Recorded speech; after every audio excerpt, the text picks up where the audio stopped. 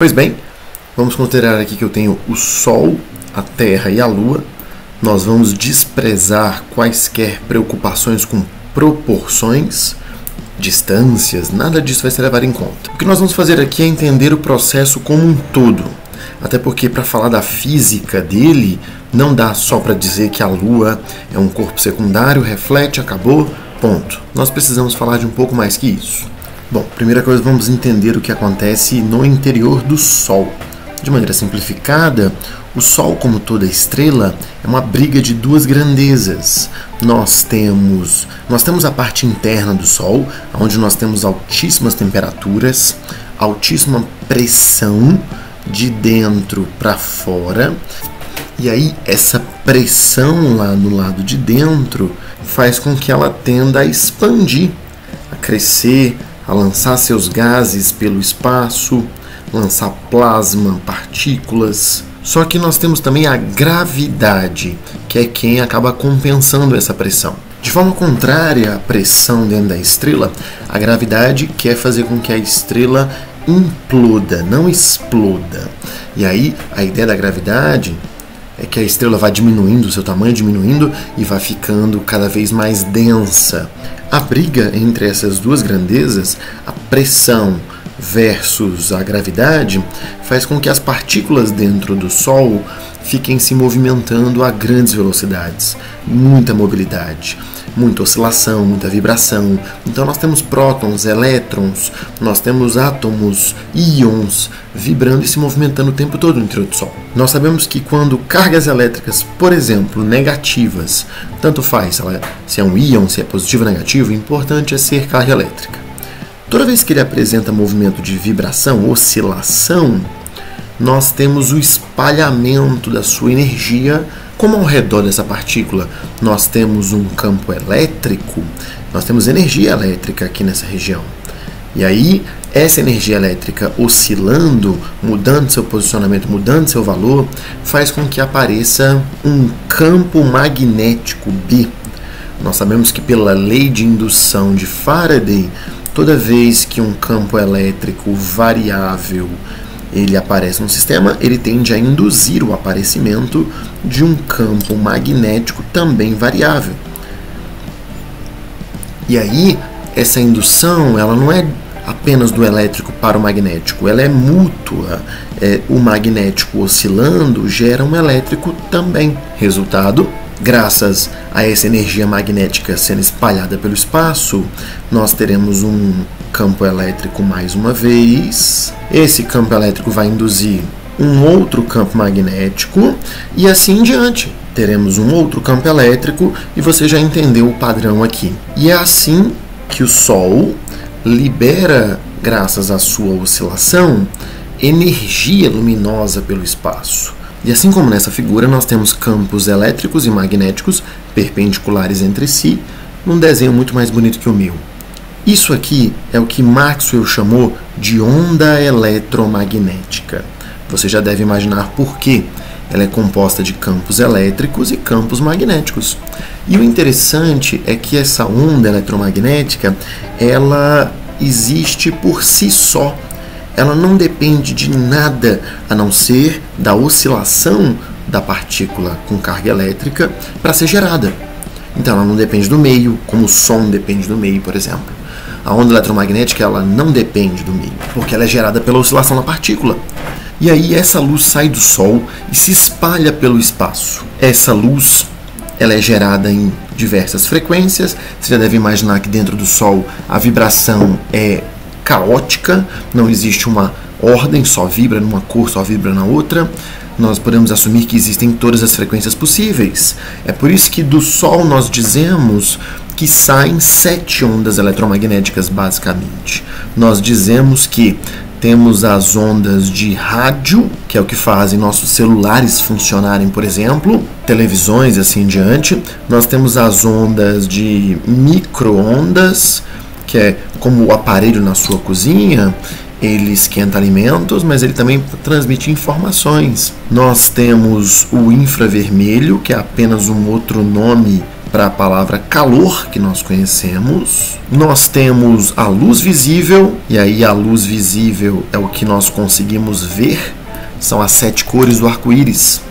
Perceba que, a depender da frequência que o Sol libera, nós veremos vermelho, alaranjado, amarelo, verde, azul, anil e violeta.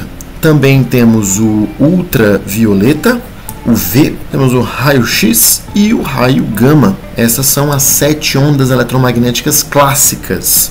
Nós dizemos que elas são produzidas por esse mesmo processo de autoindução, esse processo em que um campo elétrico gera um magnético de forma independente do meio.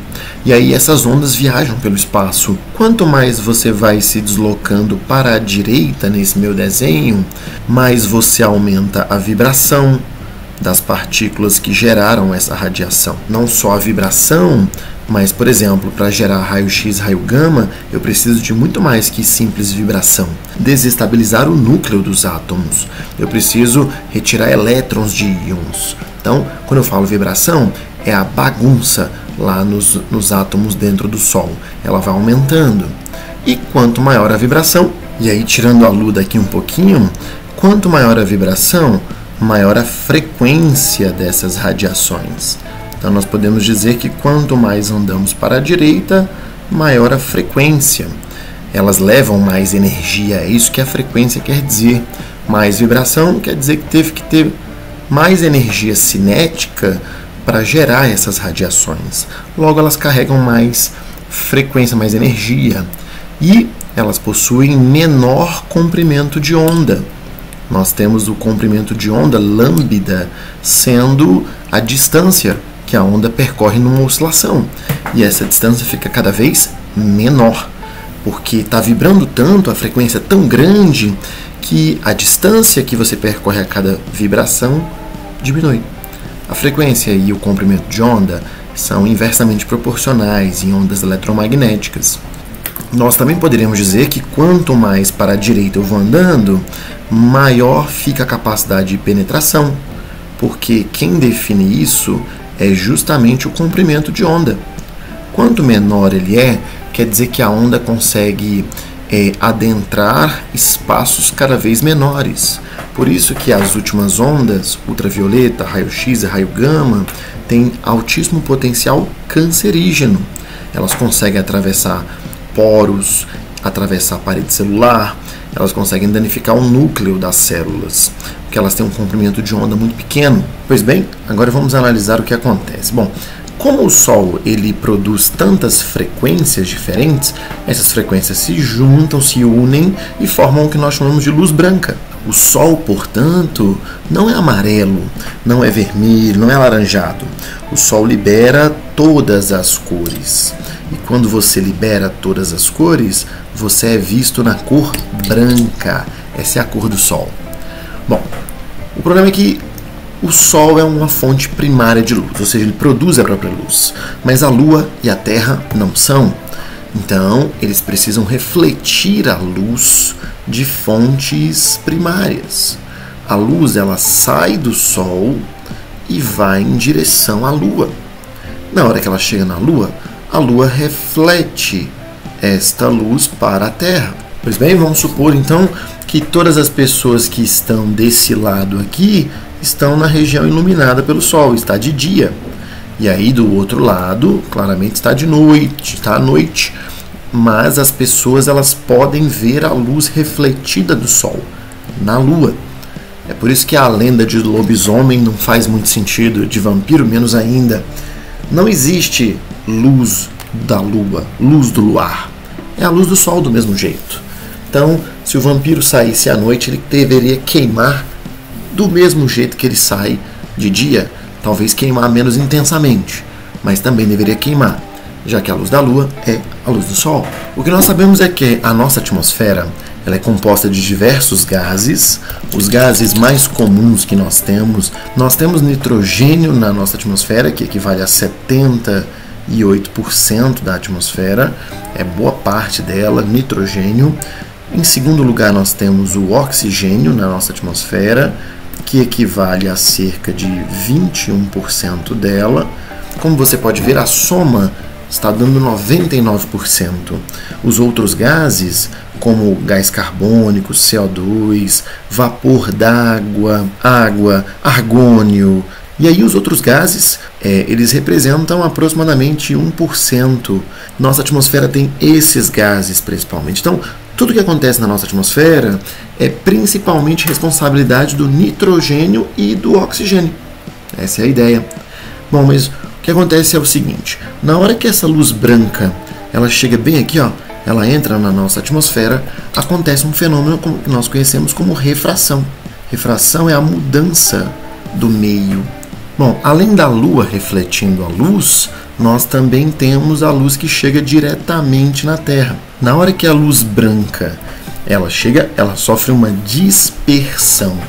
Afinal de contas, quando nós falamos de densidade do meio, nós estamos falando de índice de refração. Ele é como se fosse a densidade ótica do meio. Só que aí tem um detalhe.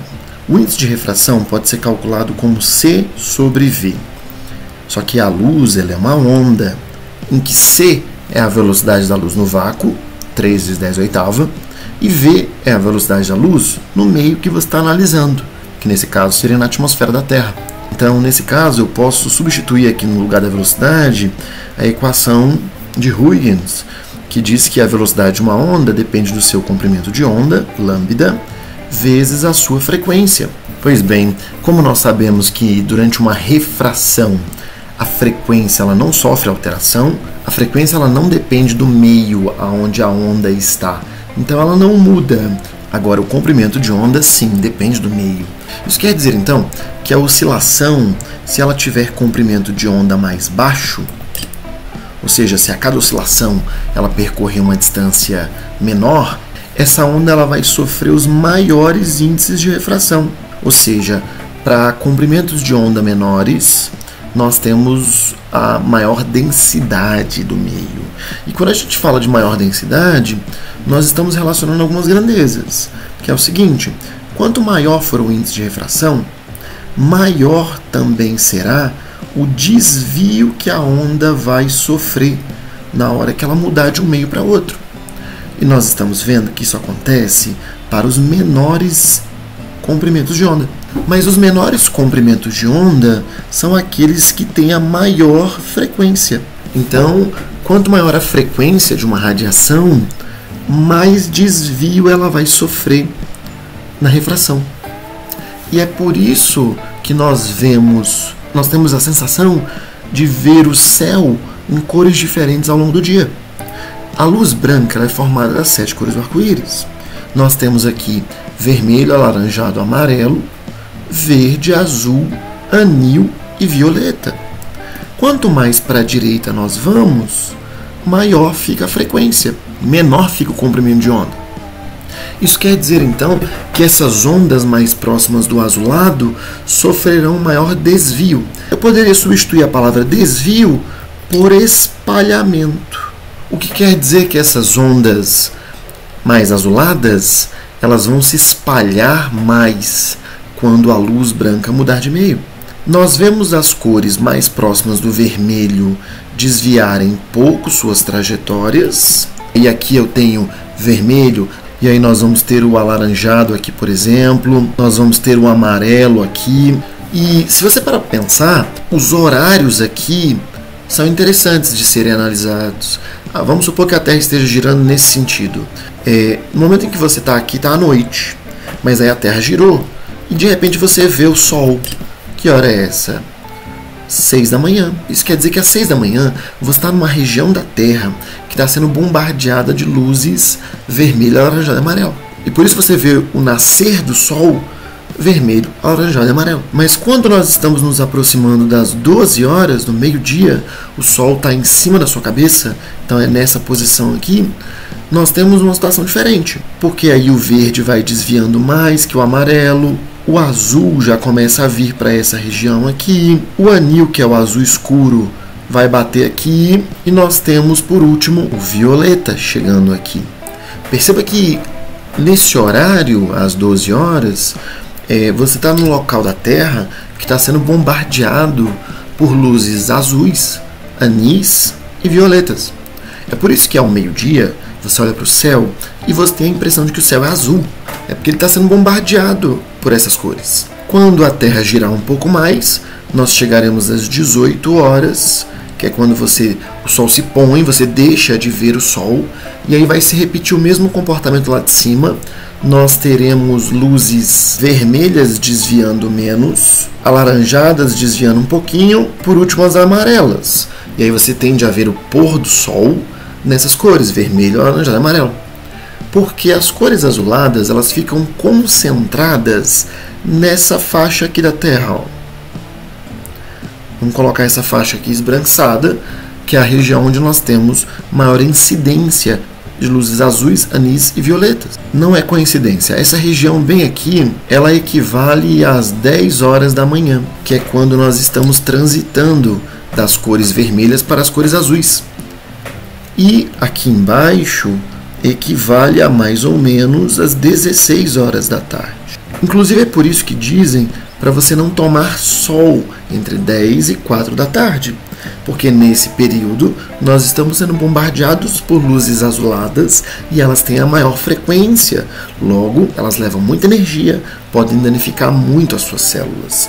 E por isso você passa protetor solar, porque essas ondas têm chance de causar câncer também. Por isso nós usamos filtro azul no celular, para bloquear as luzes azuladas que levam muita energia, podem causar problemas. Então entre 10 e 16 horas, por isso nós dizemos que entre as 10 e as 16 horas você não deveria se expor ao sol. Pois bem, isso explica por que o céu é azul.